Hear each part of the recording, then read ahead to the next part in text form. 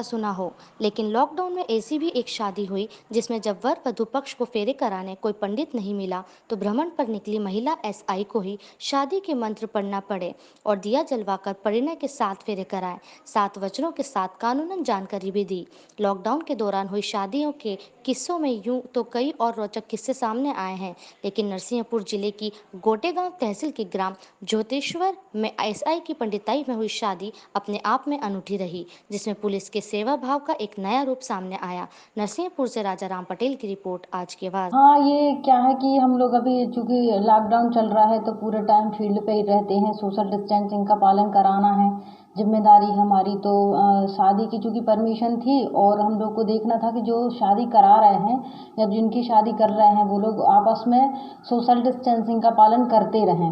तो मैं भ्रमण पे थी तो मैं यहाँ पहुँची शंकर पार्वती मंदिर, तो यहाँ पे 2 जोड़े थे, मतलब एक जोड़ा था, वर और वधू पक्ष के कुल मिला के 8 लोग थे।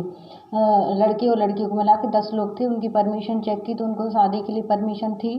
चूँकि उन्होंने मुझे बोला कि मैडम पंडित की व्यवस्था नहीं हो पा रही है तो आप ही शादी करा दीजिए, आप भी पंडित हैं तो आप करा देंगी तो चलेगा।